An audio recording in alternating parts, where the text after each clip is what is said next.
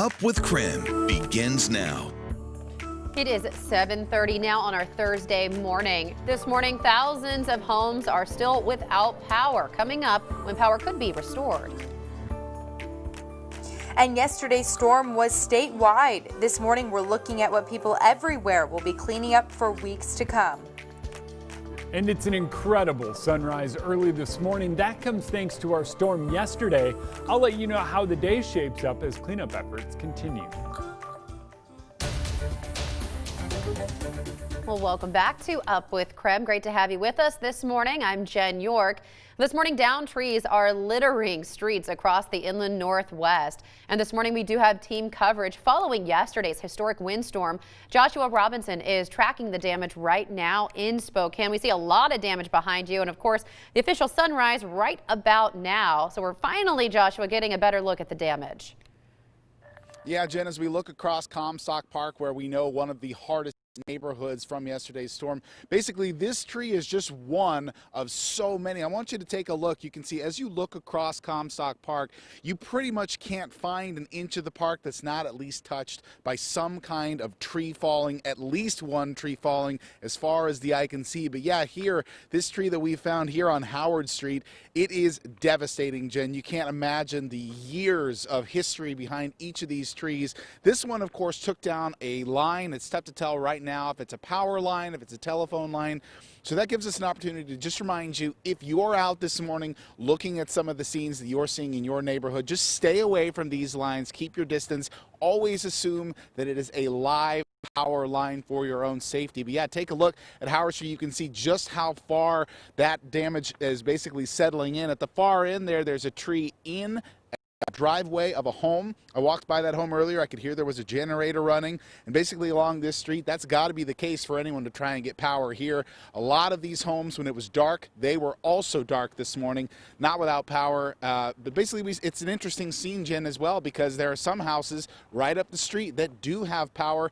Obviously, a lot needing to be done this morning in terms of getting everyone back into place, getting everyone's power restored, getting everyone's heat restored. And we've got plenty of resources coming up this morning on Up with KREM, as well as on KREM.com for how you can keep updated on the process for home, as well as keeping yourself warm and safe this morning. But for now, reporting live, Joshua Robinson, KREM 2 News. Now, Joshua, stay with me here. I was standing nearly in that exact spot back in November on the 5-year anniversary of the 2015 windstorm. We were talking about how Comstock Park was hit significantly with that storm. A lot of damage, but it looks like it's the same case this morning. Yeah, you know, there are some people out in the park right now playing with their dogs. This is one of my favorite spots, Jen, to take my dog, and it really is tough. I, having not been here back in 2015, obviously, but to look over this scene and to basically see, you know, people still trying to make an effort to restore some kind of normalcy this morning. But yeah, lots of damage to this area. It's going to look once everything gets cleaned up. Obviously, you can't begin to imagine what it's going to look like without some of these very storied old trees. Of course, we know that some of the older trees that were back in 2015 during that storm were removed, removing some of the problematic crashes from those trees. So it's a little bit better, it appears, this time this morning. But Jen, not too far off from what you said happened just over 5 years ago. Yeah, without a doubt. All right, Joshua, thank you so much. And a good reminder, he was talking about those power lines that are down. Avista, again, reminding folks, if you see those, assume they are live. Stay away, call the experts, and let them handle that. All right, it is 7:33 now. Well, the city of Spokane will provide free disposal of trees and tree limbs that came down during the windstorm. Tree debris from that storm can be placed in green yard waste carts for pickup on a customer's normal garbage collection day. The debris, though, must fit inside those carts, and branches must be smaller than 3 inches in diameter. All right, 7:34 now, 27 degrees. Jeremy, what are we looking at? Oh, a chilly start to the day. There's no doubt about that. 27 degrees is the coldest we have been in Spokane in all of 2021. In fact, this morning is the first time we have dipped below 30 degrees in 2021. And as the sun just now crests the horizon, the sunrise officially at 7:34 this morning, we are going to start to look at those temperatures climbing. It's going to take a little bit, but by the time we get into the 8 o'clock hour, we should start to notice a bit of a difference. 27 right now is quite a bit cooler than where we were this time yesterday, and temperatures across the region are trending quite a bit cooler than where they were this time yesterday. Widespread 20s, even 18 popping up on there in Deer Park.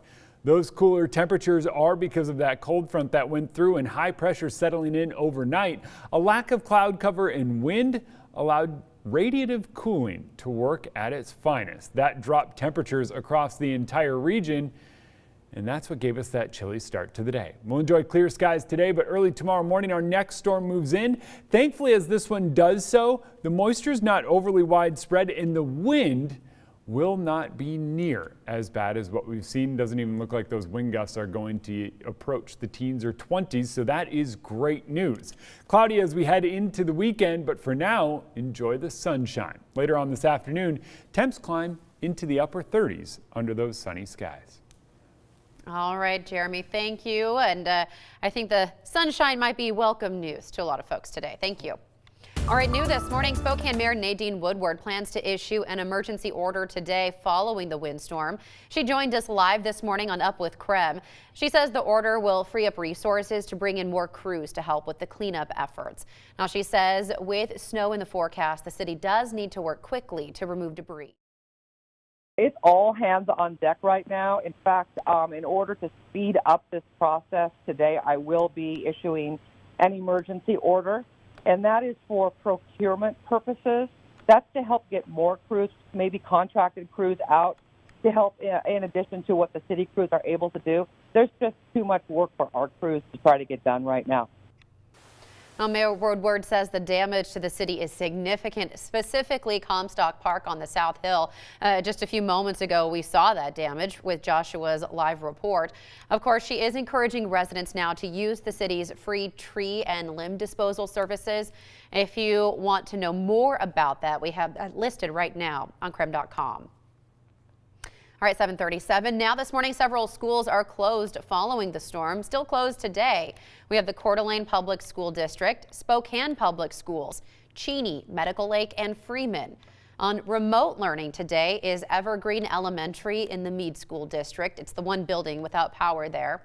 And the Central Valley School District says it will make a decision sometime this morning. All right, this morning crews again are working to restore power to thousands of homes.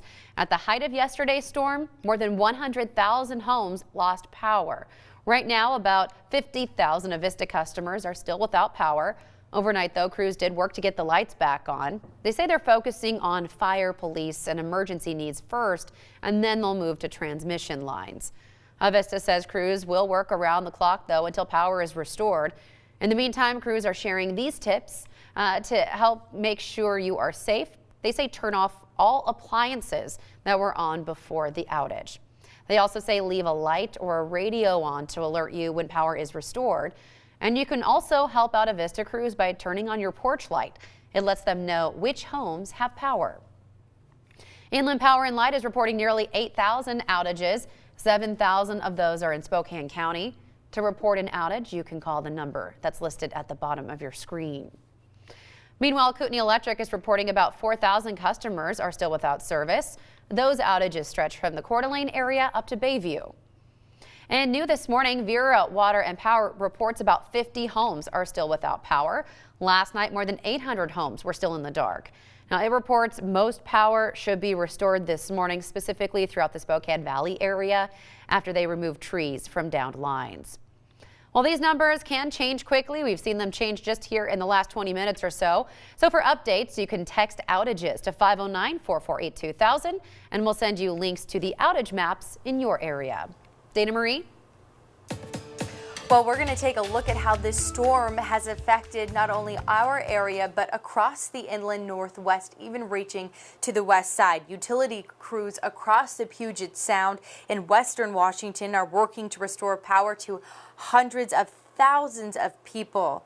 They say some areas could be without power for the coming days. These tweets show roads covered and heavy machinery hauled in to clean up the mess after the storm. Pictures of the city of Mercer Island show how the day started. In King County, officials say power outages caused wastewater to overflow into Puget Sound and Lake Washington. About 11 million gallons ended up in the water. Most of it was stormwater, but some of it was sewage. Across the state, the storm nearly spoiled 270 doses of the coronavirus vaccine. Now, it needs to be stored at a sub-zero temperature, so when the power got knocked out, the Tulalip tribe started giving out vaccines as quickly as possible to prevent the doses of going to waste. It is a blessing, and it is, thanks to Tulalip on opening up their doors like this, that we're going to get more people in this area vaccinated.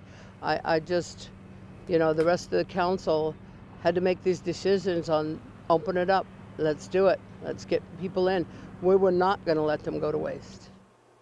40 first responders from Snohomish County received vaccinations thanks to the tribe. A Western Washington University student was injured when a tree fell onto a residence hall last night. Another needed to be relocated. University officials are still assessing the extent of the damage.